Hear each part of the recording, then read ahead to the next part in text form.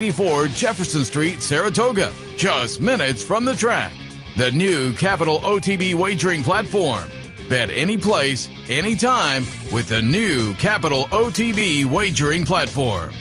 And CapitalOTBBet.com, the premier wagering site in New York State.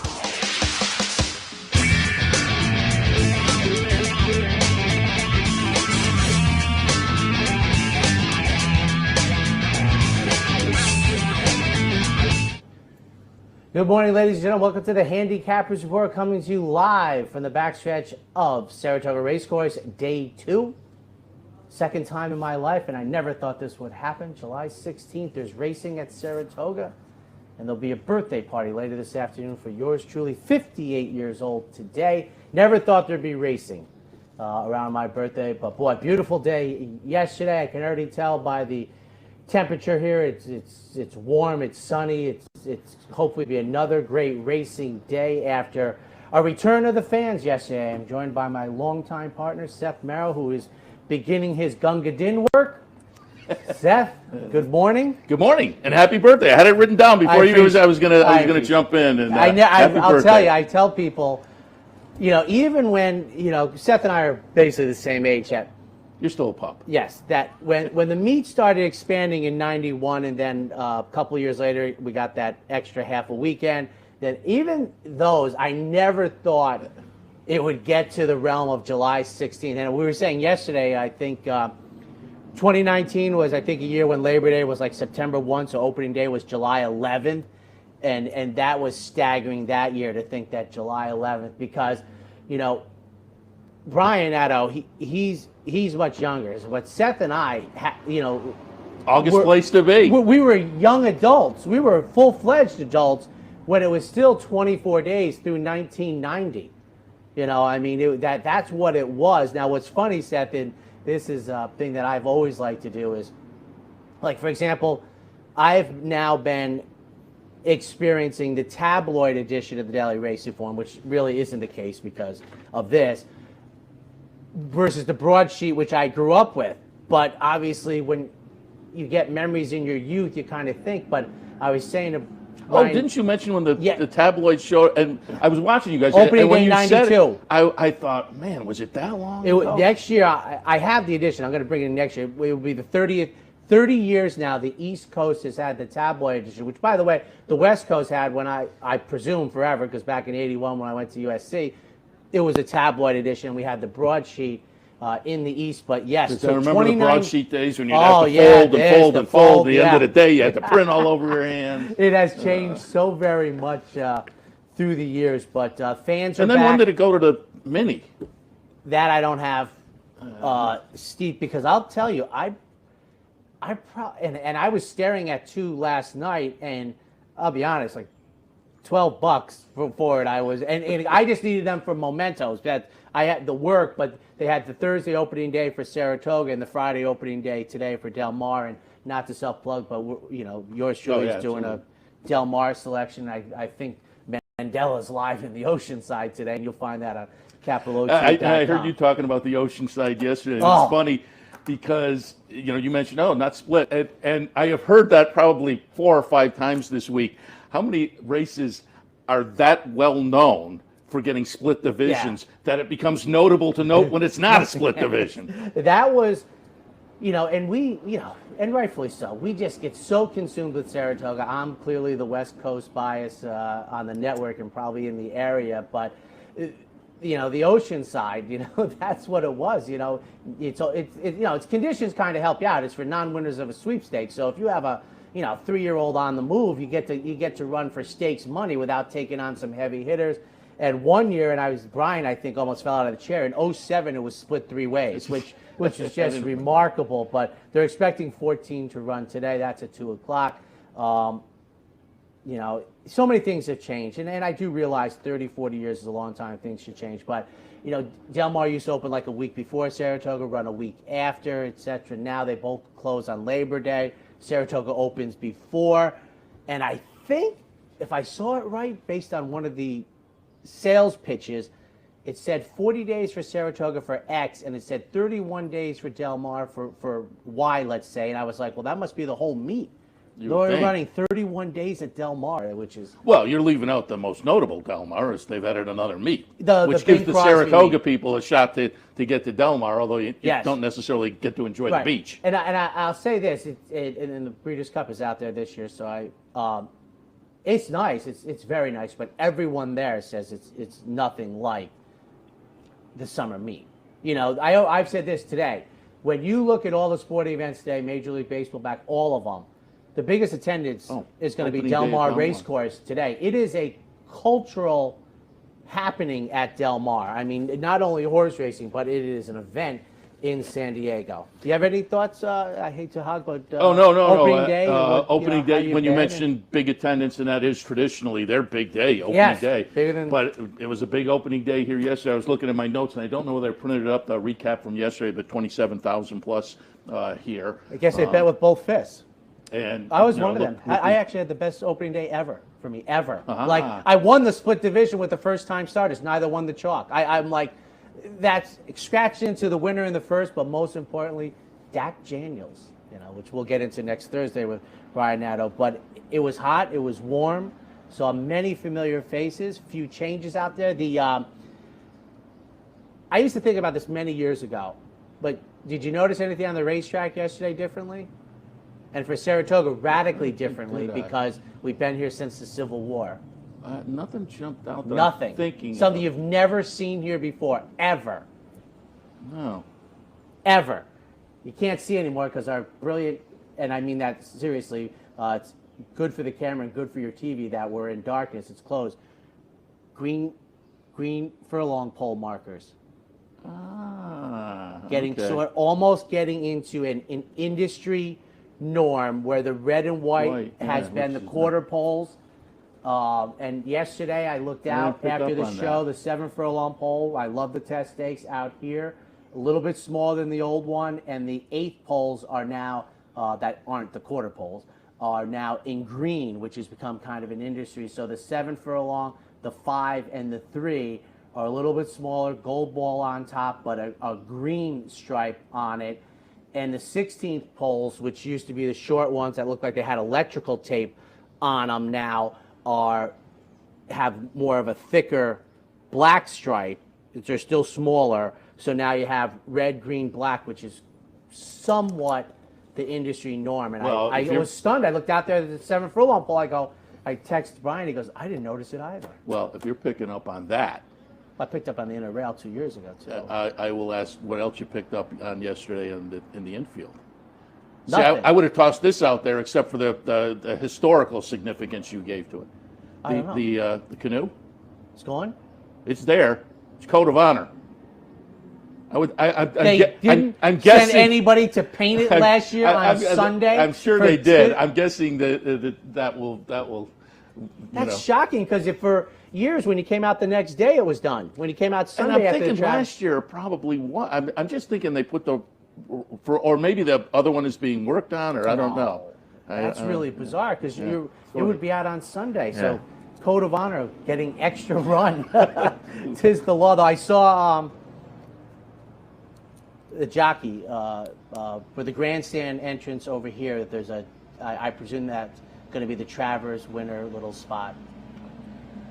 And you mentioned the front side, some changes. The verandas, I went up and checked that out top of the stretch. That's a nice new area. I think the first turn tailgate area is going to be very popular. I didn't walk out during the day to see what day one is like, but I walked by and saw the facility they put in there with the picnic tables on the first turn. I think that's going to be a lot of fun. Yeah. And then they expanded that to stretch area, which was just a great idea. Those end of the grandstand sections that just got underutilized. And let me just hit on a couple of things before we start, because it is Healthcare Heroes and First Responders Day here at the track. So if you are a healthcare worker or a first responder, come in with your proper ID. You're going to get free admission during the afternoon. They're going to honor those people as rightfully we should after the past year. And you got to figure a high percentage of those are fully vaccinated. They're on a roll. They're 2 for 2 with free money. Yeah, very good. So that's again this afternoon here. I'll also toss out, because people asked me yesterday. A lot of people asked me, "Hey, is Anthony back?" I said, "Anthony's back." So thank you. You have the fan base over there on the front side.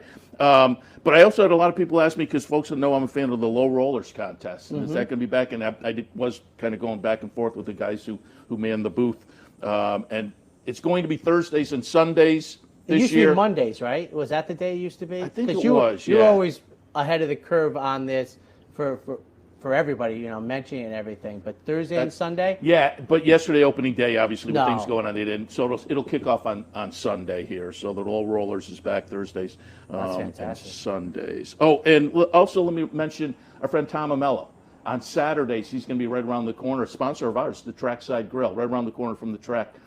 He and the Wizard, Michael Kipnis, on Saturday mornings. We'll have a handicapping seminar at 11:30 on Saturday mornings over at the Trackside Grill. So Two you can look for Tom and- more guys grinding out for 40-plus years here and still standing, which is an achievement in And if and you're of coming itself. for a staycation, Tom Amello's bed and breakfast right across the street. Yeah, you boy. can't beat that. Yeah. Roll right out about 101. You'll still make post time.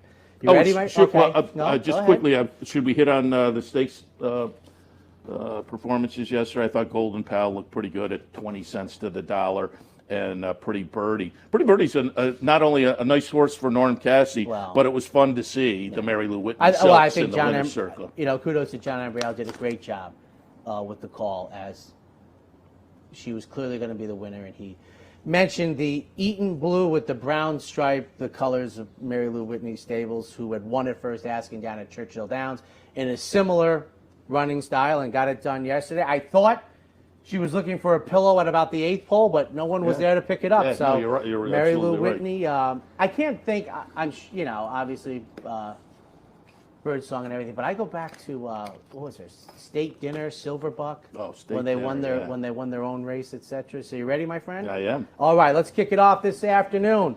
3-year-olds and up, optional claimers in for 89 winners at 2, starting at the green and white pole out here, going 7/8. I have it 4, 5, 1, and 2. I'll put Gun It on top. Just the last race seemed to indicate the horse is kind of in good form right now. Just missed down at Churchill. In an optional that on the price level is maybe a little less, but was the beaten favorite. I think it's going to fit nicely with this bunch. Shake Me Up in the second spot, comes in off a second place finish against Allowance Company last time at Parks, but put in a solid number there that I don't think you can ignore. Before that, poor 10th in the Churchill Downs stake, but it was a grade 1. I think what we saw last time in the Allowance at Parks is more indicative of the talent of this horse. And then Girolamo's Attack in the third spot. Had a little bit of a break between March down at Gulfstream and late May at Belmont, but the late May race was pretty good for a little comebacker. The Saffie Joseph runners tossing numbers that fit with this bunch. Tyler Gaffleone on board. I'm going to be interested to see what he does at this meet, and he got off to a nice little start yesterday. Luis Saez with the 3 wins got off to the hot start, but for me in the opener, 4, 5, 1, and 2. Doesn't make for good television, Seth. I had the same selection. One thing I will say, on the dirt races yesterday, remember, it was listed as fast. The turf was good. On the dirt races, though, it looked like some front-end horses were looking for somebody to pick up the pieces, and it didn't happen too often that the front-end horses were able to continue on, as it were, and get there. Yeah, now that I think about it, because there was a couple of times where at the top of the stretch I'm thinking, oh, this one's getting, and then a few strides later you thought, I don't know. No one could pick it up. And I was trying to think, I know it was listed as a fast racetrack yesterday, probably one of the slower fast racetracks ever. Maybe at the break, I'm trying to find out if that 155 and change might have been the slowest 9 furlong on dirt under fast conditions ever. And trust me, I don't know if that I think we all worked one show last year together when I complimented you on the nice tie. That during COVID, I did a substantial data input thing for it was a lot. There's over 400,000 bits of information, almost 11,000 lines of information, and I will admit, columns. I was impressed. As I said, I was watching the show yesterday, and I know you've always put the database together.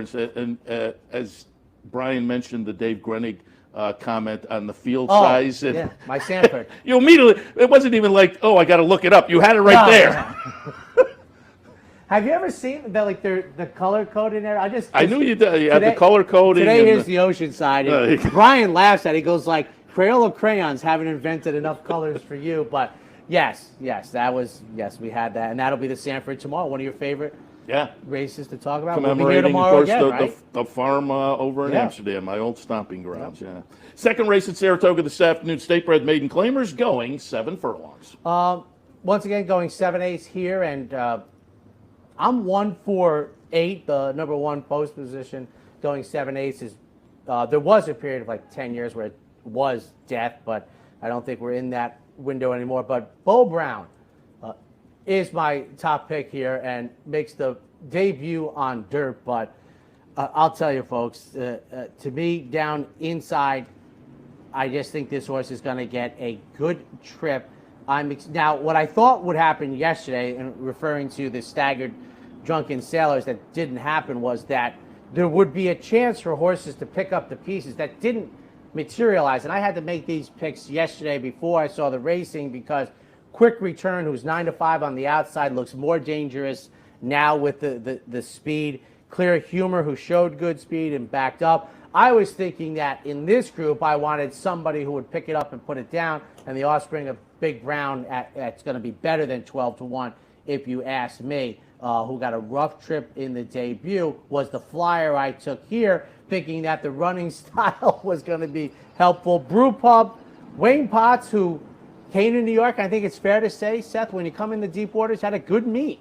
Belmont. I mean, it's not easy around these parts. And I thought he did okay. Irad Ortiz sees fit to take them out, and obviously he's one of the top jocks, and good to see him back. And then I think a horse who probably betters this rating now, number 8, Quick Return, 9-5 for Jimmy Farrar, making the second start of the year. Outside, good speed. It is going to be tough to beat in here for me. So 1-4-8 in the second. I went more master of the obvious with 8, 6, 7, and 3.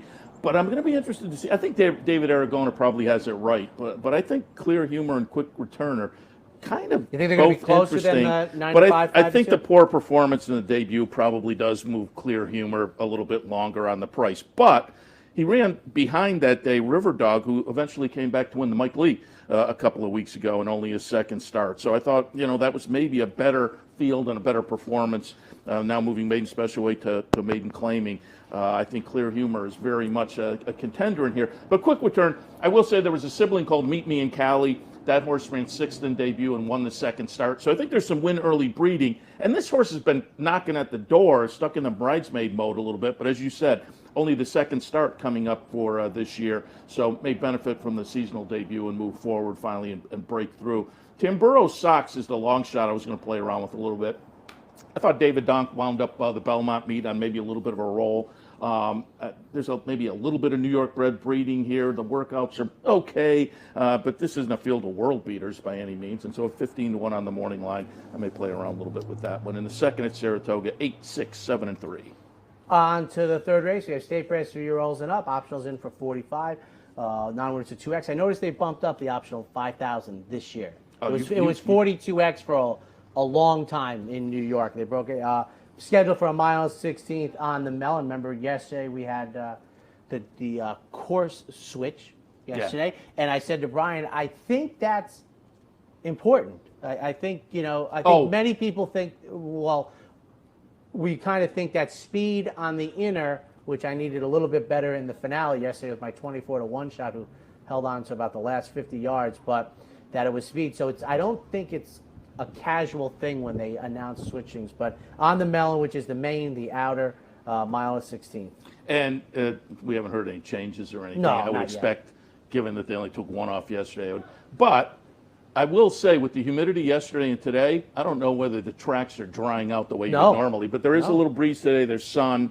But like I say, I would expect things to. That said, if you want to get dirt picks, go to the website. I have dirt picks on the sheet. But I have this one on the grass, 6, 2, 3, and 4. Chocolate Cookie on top for Todd Pletcher. And it's just one of those I talk about occasionally. 2-year-olds to 3-year-olds, certainly. But horses like this, lightly raced 3-year-olds who are now coming back for their 4-year-old season, it can be kind of a similar situation. So I think this one was lightly raced, ran well, and now off the lightly raced 3-year-old season, takes a break and comes back. I wouldn't be shocked to see this one maybe even a little bit improved. And I don't know if the horse has to even be a little bit improved to beat these, but I think if we do get that, the Pletcher Rapoli runner becomes tough. Giacosa in the second spot, third start back this season off a good third, good second. Luis Saez was on board both of those. He's on board again today, and as I say, he got up to a nice start yesterday. And Timeless Journey in the third spot. I thought the last couple of turf races were kind of showing some nice improvement turf-wise. Those have been kind of separated by some dirt races that, again, were okay as well. But I just thought the return to turf this afternoon, and maybe if we get back to that seasonal debut and move forward from that, Timeless Journey can be intriguing as well. 6, 2, 3, and 4. All right, a couple of quick things. The 5 Courageous Girl is a MTO. Everybody, including Courageous Girl, is in here for the allowance to X conditions. I'm in the same neighborhood. I'm 2, 4, and 6. 6 is clearly the horse to beat. And one thing that's been clear as the nose on our face and Seth in my lifetime of handicapping, when we were young men and had more brown hair, we would shy away from horses coming off of an October layoff. To get a race or two, tightener, get in shape, and then be razor sharp like they used to be. That ship sailed 10, 12, 15, a long time ago. Forget that angle in here. But I do like thinking about this race and where I might go with the 2 and the 6. And the 6 is, I think, clearly the horse to beat on here.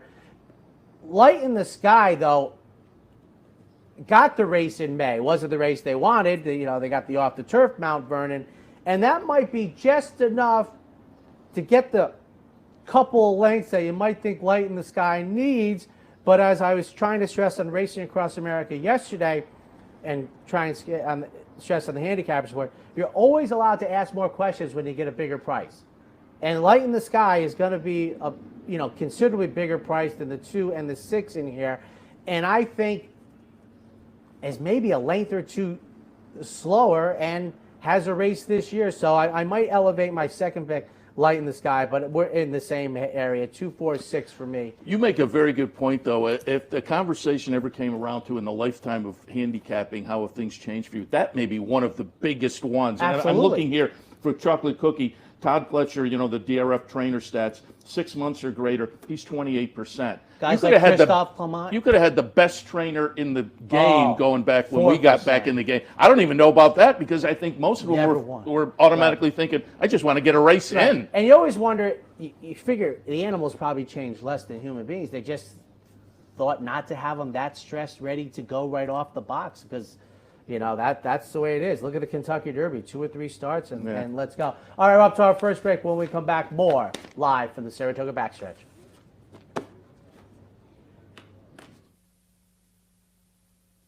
A day at the track isn't complete without a night at the Horseshoe.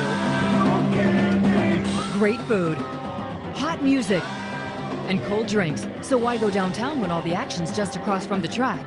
The Horseshoe Inn at the corner of Nelson and Gridley.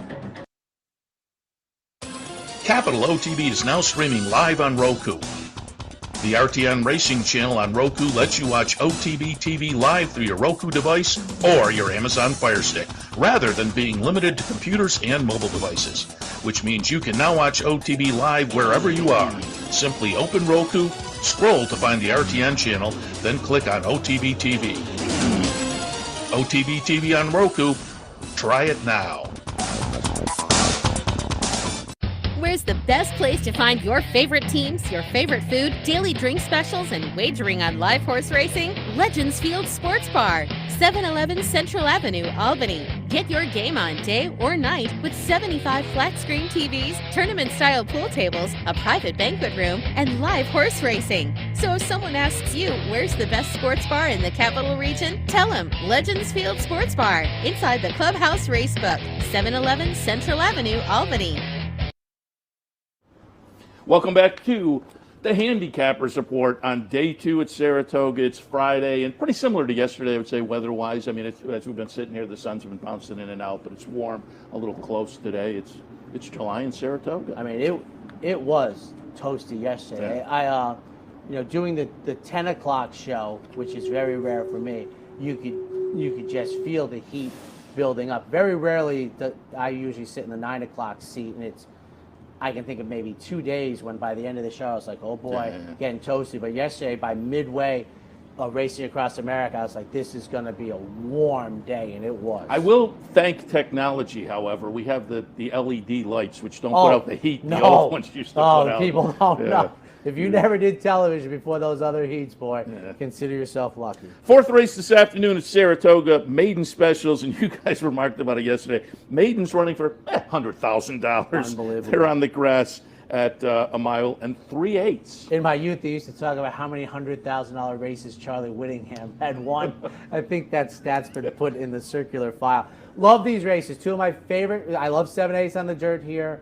I love the mile races on the inner, and I love the 3-turn races at Saratoga. We don't get them at Belmont Park because of the largest of Belmont, but Hall of Fame trainer saying, to the jock, one turn you can do whatever you want, but the other 2 turns you better be saving ground, and that is so true. The 4 is an MTO here. I am 3-5-7. Grand Motion sends out Fortuna with John Velasquez, second start of the year. The offspring of Medaglia d'Oro draws inside after running 10 furlongs in the seasonal debut from an outside post position. I think with the brilliant Hall of Famer John Velasquez, we're going to sit a very good trip. I have the tightener in the books that I'd like to see. Has raced well at a distance of ground that we don't see very often, and 8-1 on the morning line. I would be surprised to receive that. I would be very happy to receive that. So number 3, Fortuna, my top pick. For second, number 5, Flaming Rouge goes out for Christophe Clement. Ran in France early in the career, last seen on Halloween, then showed up stateside May 8th. Now, since the first workout, Seth, is listed as May 20th at Saratoga, I can't say for sure when they got here, but typically I find when they have that autumn break and show up in America, the first race is listed May 8th. My point is I don't think they showed up May 5th. But I don't have a workout to back-to-back second-place finishes at Belmont, including a distance of ground going 10 furlongs. Most recently, and for third, number 7. Todd Pletcher's runner makes a second start of the year after beating favorite at 8.5, 3-5-7. I played around with using the 1 on top, and I went back and forth. I went 5-1, 7-6, but I thought it's 7-2, Chad Judmont.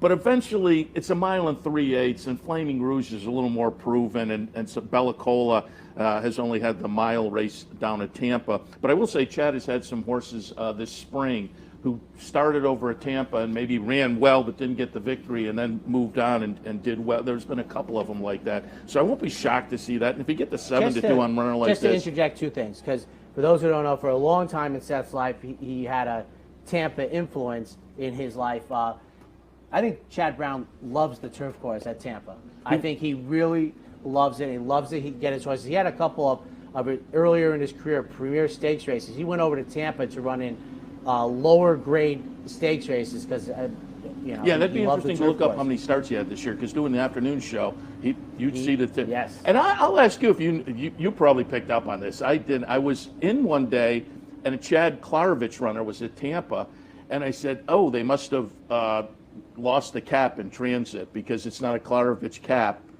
But they wear the caps at I Tampa. Like 2 minutes. I said that on the air. 2 minutes later, Tommy Bellhouse texted me and said, "It's the color of the number." And all the years I watched Tampa, it's like, oh, I completely missed that. If Tampa didn't have a turf course till the end of the previous millennium. Hard to believe. I'll give you a funny one when you say about Atlantic City, that if the Phippses went to Atlantic City to run, say, in the Caesars, well, they have to get number 1, so they get the red cap. That's right, because that is an iconic duo there. But black cherry cap. That was it. I was completely oblivious to that. And the caps down at Tampa match up to the saddlecloth number, which is an interesting idea, certainly. It's a good idea. I always say this. We've never done it in New York, but I will say this, and I said this about saddlecloths 20 years ago, is when I hear novices who don't realize their horse is up the track. For the fan who doesn't buy the race, it is great because the cap. It's hard to get blocked out by the cap, and they just follow the yellow cap around. But so again, 5, 1, 7, and 6 for me. Flaming Rouge tilted in that direction on the distance. Balacola again, though. You get that 7-2. That may be very attractive with this one. And then Angelou in the third spot. The seasonal debut is one that you kind of can hang your hat on the field. Now, what's ironic is money's on the top side for you, Galileo on the bottom. I mean, Munnings has become a very good stallion, but still shorter in distance on it. But Galileo on the bottom for it was interesting the other day, the passing of Galileo on that afternoon. His offspring wins the stakes. We did a spot on him yesterday. That's it. Fifth race on the dirt, mile and 8, 3-year-olds and up fillies, claimers 12-5. 5-6 to 1 entry and 2. I put Absolute Love on top. Comes in from a couple of races at Churchill, 2 and 3 back in Indiana last time for Joe Sharp. And the Indiana race was very good and seems to indicate this horse over the 3 starts of a little bit of an early season break. As we alluded to earlier, I don't know if in the 21st century that's a legitimate break, but there was a little February to April kind of on the sidelines. The comebacker was a low-level claimer, claimed out of that. And again, the numbers have continued in the right direction over the last 3, so I think this horse is a solid fit. Luis Saez on board. Seeds of Time, it's a Danny Gargan runner off the claim. Gargan's very good off the claim, but these are the kind, for me, that are huge puzzles handicapping-wise, because I think he fits. You have to kind of draw a line through the last race, and then he fits. But that they claim for 25, they've been off a couple of months, and they come back for 12.5, and he did throw in a clunker last time. She did throw in a clunker last time. Again, that adds to the puzzle. But then you look at those 2 June workouts. I think the horse is going to be ready for the comeback here off the claim. And then Violent Trick and Veradia in the 3rd spot, the entry. I think both of these have the opportunity to run well here. I think class-wise, they're both solid fits for Wayne Potts. So 5-6 to 1 entry and 2. I'm 1-5-7. One thing Brian and I have said for at least 3 years now, that we feel the daily racing form should go to about 5 different racing circuits, get 10 trainers, and in their job description, when do they feel as if they're actually giving the horse a layoff? Take all the numbers, get an average. It's going to be well above 30. Yeah, because this was a great idea, and it needs to be updated to whatever this large group thinks they, when training their horses, are laying the horse off. And I would tell you, I think it's probably 60 is probably still under the wire. I'm 1-5-7. I'll just touch on Wayne Potts, second off the claim, Violent Trick, who draws the number 5 pose position. I thought with Jose Ortiz with a little bit of early energy in here could maybe control the pace, so we're in the same. He's another one that's a question. I mean, what do you think of situations like that? They claim for 20, they tried 25. Now, they did put some money in the bank, running 3rd at the 25, but second off the claim, they dropped down to the 12.5 level. This one's not as concerning to me as the other one. The purse is just so good, it kind of negates the accounting. And as I say, they did already put some money in the bank with the 3rd. And I think also for them, it's a big picture thing. It's like they're all over. I mean, he's not dropping it, like you claim for 75, now you're in for 20, and you gotta make that work. They're like, we get. And I will say to people who may be new to handicap, I always like to toss things out when we're up here at Saratoga, but you have to consider, and people may kind of huff and puff at this, but there are people who want to win at Saratoga. They'll sacrifice a little bit. So that Andy Sterling doesn't tease you, be more inclined to want to win, because I think he'll come back and say, they want to win a bell. They want to be more inclined to be in the winner's circle on the hallowed ground of Saratoga. I am certainly willing to concede that, but I do think that win up here is a little extra special. 6 races in Saratoga today. Statebred Maiden Specials going 5.5. Full field, the 11 and 12 are also eligibles. The 4 and the 7 are the only horses who have run here, and they make up 2/3 of my trifecta, even though somehow I found the split division yesterday, the open companies firsters to the home run. But 4, 6, 7 for me. Can't Hurry Love. Christophe Clement, second-time starter. Throwing out the race except for the experience. And since this horse was 2-1 on debut, it's not going to fit into a less well angle unless he's 1-9, and she's not going to be 1-9. But got the race under the belt. Probably didn't go the way they want. Joel Rosario sees fit to take the mount back. Can't Hurry Love, my top pick. For second, the first in the group, Classic Miss. This has to be the first. Is this got to be the first crop from Classic Empire? My rule of thumb is 4 years after you retire, your babies run for the first time. Rudy Rodriguez for Rapoli Stable, and for third, number 7, November Rain. Sharp on debut at 3-1. I think you kept trying to believe in Classic Empire off of a very difficult spring campaign, about as difficult as a horse who kept running maybe has had. It was a funny career. I mean, more talented maybe than the record indicated, or maybe as you said, maybe he wasn't as talented and fell into some spots. But it was funny. But I have it 7-5. Excuse me, I have it 2-5, 7-4. 2-5, 7-4. Let her inspire you on top. Practical Joke to me has become kind of an interesting win early type sire. And I looked it up. My stats are a few days old, but I couldn't have changed much. So far this season, Practical Joke has had 10 first-time starters, 4 wins and a second. Those are pretty solid numbers. Wow. This one worth 10.2 before the auction. There's a sibling called Jamaica Joy that was third in debut and then won the second start. So that says win early to me. So there's win early top and bottom, and there's Todd Pletcher. So nature and nurture at work for me. Let her inspire you on top. Tough Street goes out for Chad Brown, Michael Dubb and Company, so there are potent connections. Speightster, another sire I like with win early types. So far this year, Speightster has had 35 first-time starters, 5 wins, 4 seconds, 5 thirds. Solid numbers there, and of course Chad Brown adds to that. Nature and nurture on that one.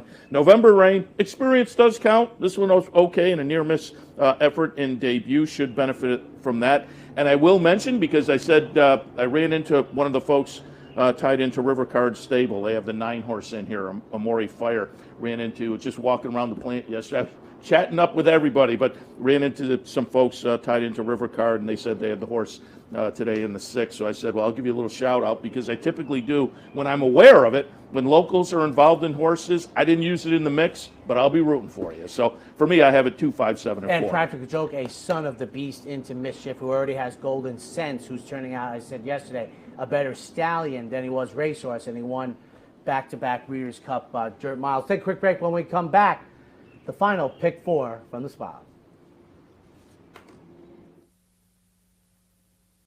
Welcome to the West. I'm Scott Varley at Saratoga's latest and greatest high-rise luxury condo. Starting in the mid-5s, every condo here has 2 bedrooms and 2 baths and upgrades just like this. Check out these oversized private balconies. We also have a gym, a private lounge, and get this, a heated parking garage. To make a reservation for your private condo at the West, call or text me. I'm Scott Varley at 518-281-6808. Capital OTB is now streaming live on Roku. The RTN Racing channel on Roku lets you watch OTB TV live through your Roku device or your Amazon Fire Stick, rather than being limited to computers and mobile devices, which means you can now watch OTB live wherever you are. Simply open Roku, scroll to find the RTN channel, then click on OTB TV. OTB TV on Roku. Try it now.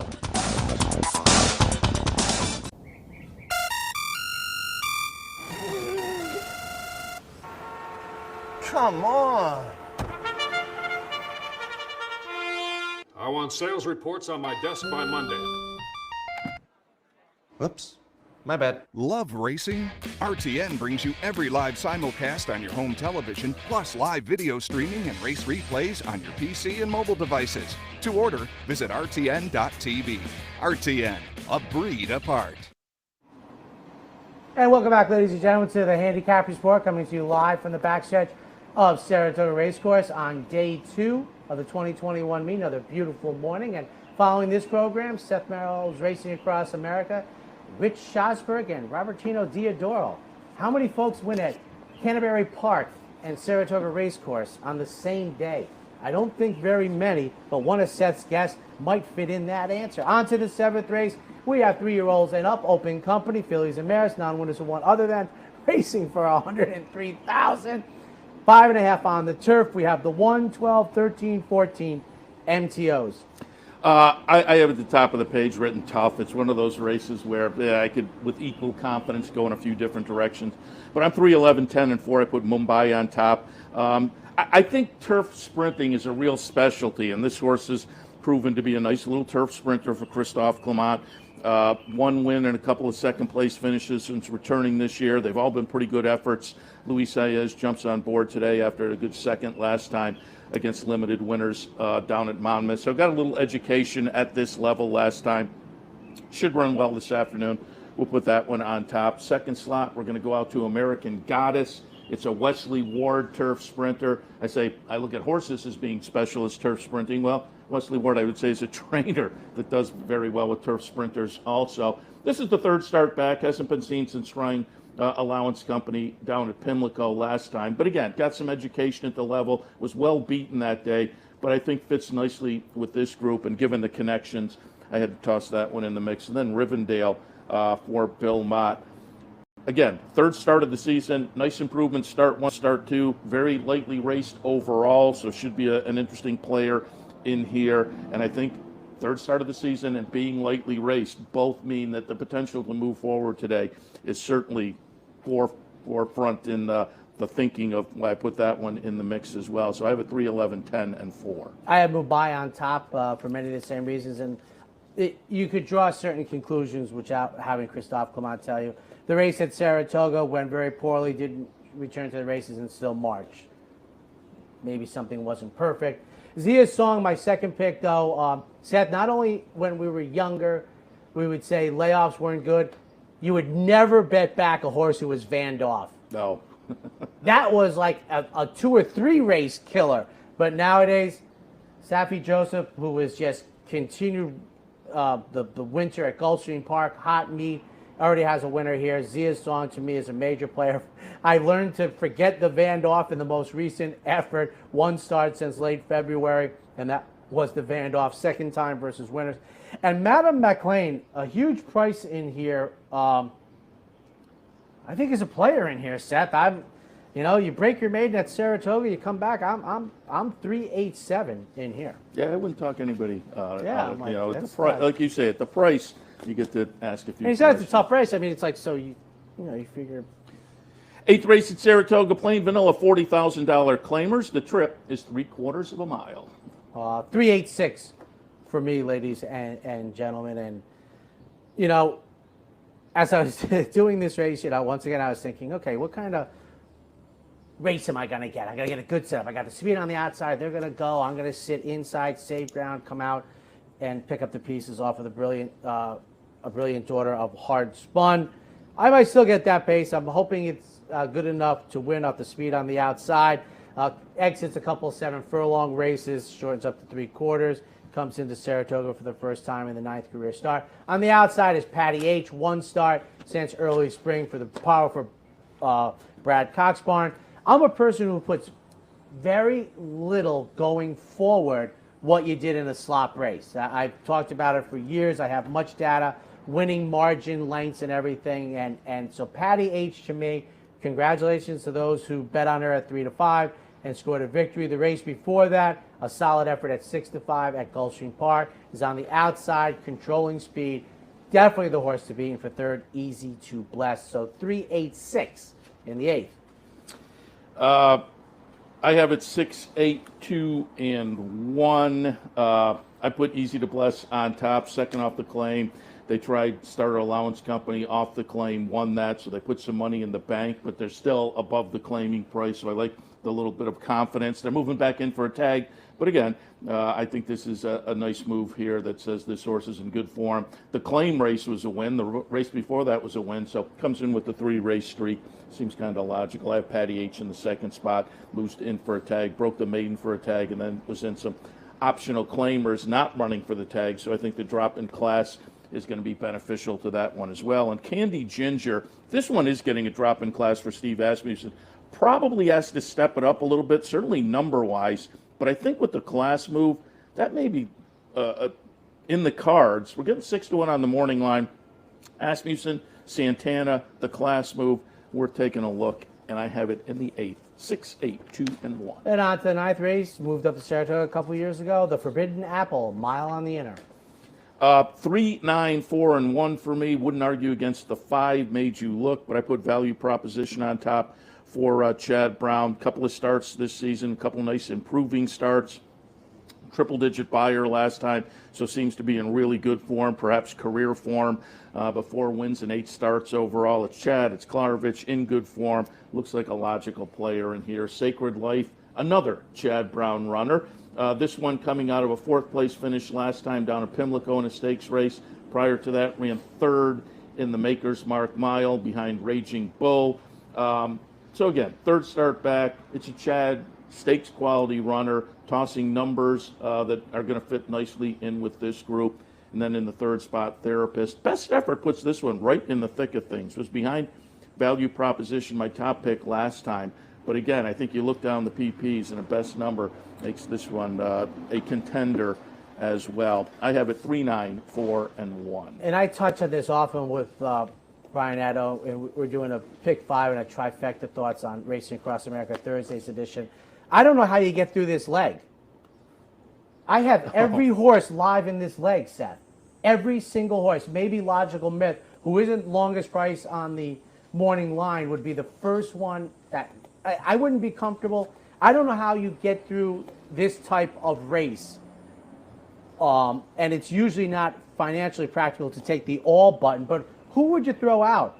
Delaware, if he wins, I think becomes the first offspring of Frankel, the son of Galileo, to win at Saratoga. I'm 1, 3, 4. My thought was I have the hedge here. This was before Luis Saez had the 3-bagger. I think we go to the front. Maybe we get a breather, an eighth of a mile breather on the backside, and we make every pole a winning one in a very, very tough field. Value Proposition is probably the horse to beat here. I think you might get 5-2 because of the depth of the race. And then Therapist, for me, making the third start of the year. Big improvement in the second one, but my goodness, for those in the late pick 5 at Naira, boy, 9th race, good luck.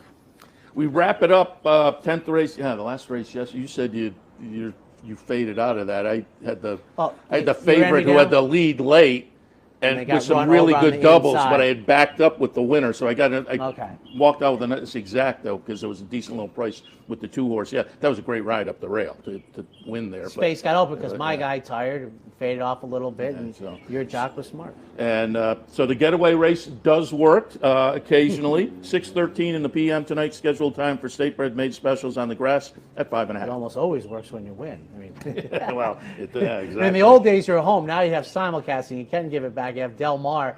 Del Mar will be about the third race, right. Third or fourth race when we wrap it up here. I think it'll be 5 o'clock post time, our time, for opening at Del Mar. See that little water rippling? So that's a big water guy. Oh, that shot across the street before they start at the beach. It's like, you don't know. Two of my favorite things, beach and the racetrack. You got to go. 8-4-3 for me. Carissa LaRoe, David Donk, who I'm hoping continues on with a strong stretch. I know I like him in a couple of races tomorrow, I believe, having done half that card. But Javier Costellano, we're on the outside going 5.5. I would probably want a little bit more speed, but I think you kind of you often can fall into a good position if you don't get roughed up at the start on the outside. Brilliant Hall of Famer in the saddle. You Should Be Dancing, number 4, gets late 6 for the first time, second start of the year. And for third, David Donk's other runner at a huge price. Debut was washed off the turf, was in the slop. This horse showed good early speed, dueled inside, folded. And now David sees fit after wanting to debut at 8.5 on the turf. Might have seen more speed than he thought. Says, hey, maybe we'll try sprinting. 8-4-3. I have it 1, 8, 9, and 6. I thought the 3 was very playable. That one's just outside my mix. Wouldn't talk anybody away from that one. At a 20-1 morning line, I think that horse is eligible to move forward. And if I'm playing around in this race, I'm pulling the 3 in. But I put Body Move In on top. There was a sibling called Awesome News that won its career debut. Another sibling called Zip That Bull was 8th in debut, but won the second start. If they win in the first 2 or 3, that says win early to me. They paid a couple $100,000, almost over $250,000 for this horse. The workouts are okay. I put that one on top. Creasa LaRote, who you talked about, the Dave Donk runner, I think is a player in here. Fancy Feline for Jim Bond, off a pretty good-looking third in debut that I think is a foundation to build forward from. Uncle's Gem for Linda Rice, looks like a player off the debut perhaps as well, but I have it 1, 8, 9, and 6 in the finale. We're going to take a quick break. When we come back, the DePaula Chevrolet Play of the Day.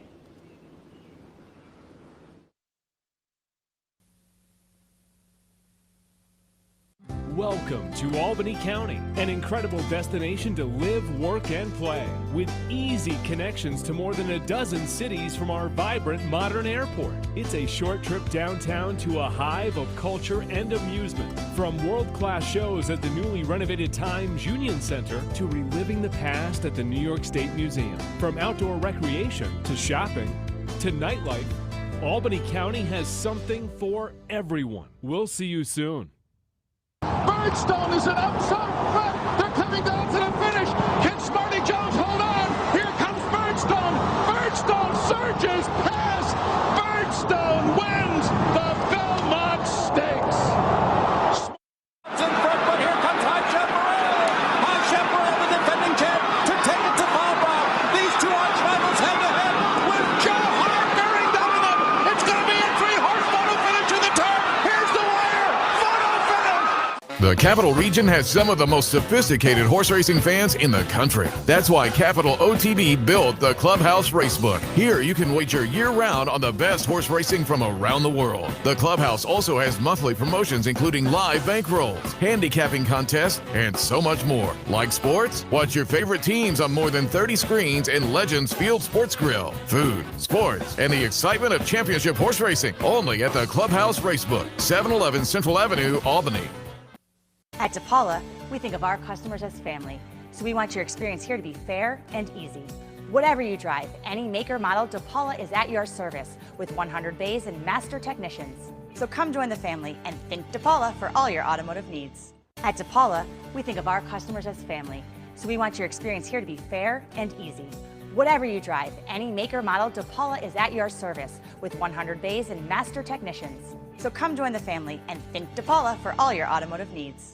It's post time for today's DePaula Play of the Day.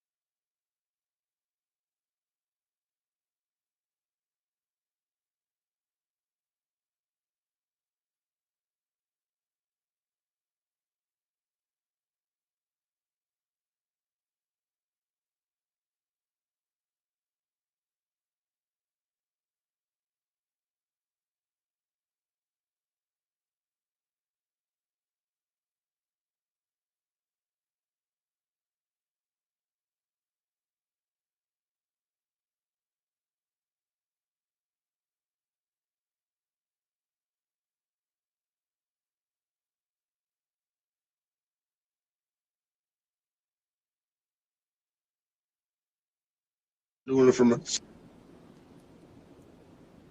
Welcome back, ladies and gentlemen, the Handicappers Report. We now bring in our partner, Anthony Seville, with the DePaula Chevrolet Play of the Day.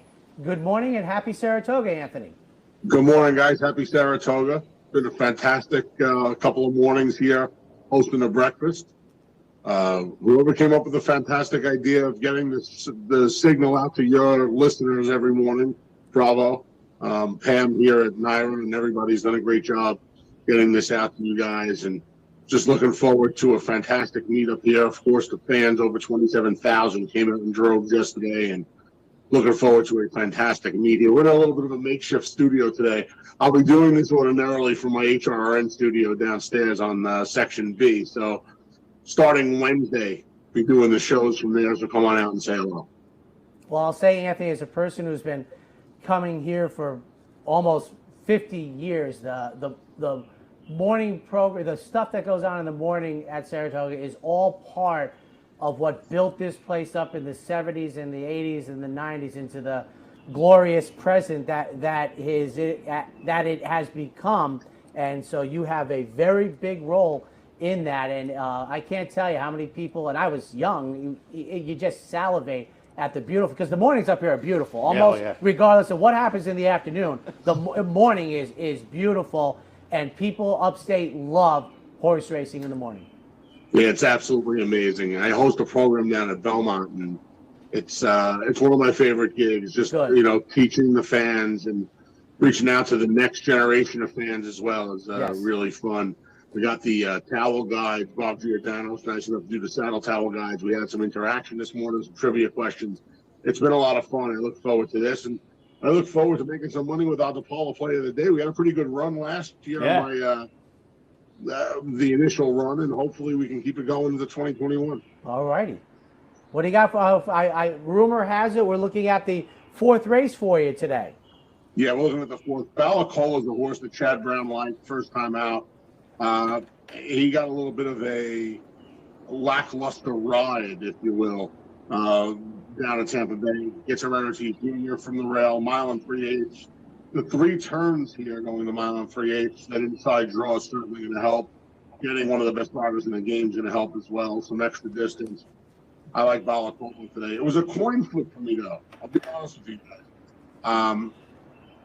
Balacola, and when I have these situations, I will go with the classier race, right? The Maiden Special. But in the 8th race today, a little bonus play. Candy Ginger's interesting for me, for Steve Asmussen, who's getting back to a fast track. She's dropping in for a K for the first time. She's interesting. But, yeah, Balacola, I don't know what she really has to beat in race 4. Flaming Rouge, Angelou, Lachine, they've all kind of had enough chances for me. Okay. She's only making her 2nd start. Chad scratched her out of a Keeneland race that came off the turf. Guess he just took a time with her getting her ready for Saratoga. She has a handful, a half a dozen nice works here at the Spa since the beginning of June.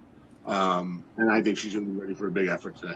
All right, number 1, Balacola in the 4th.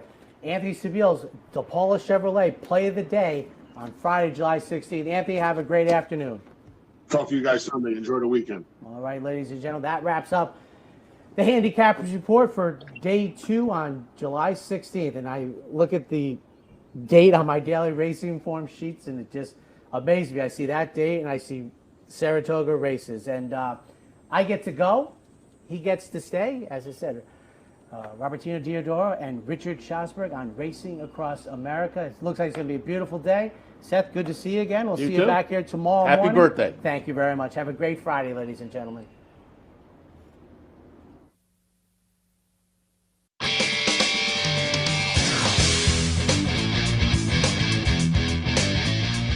You've been watching the Handicappers Report.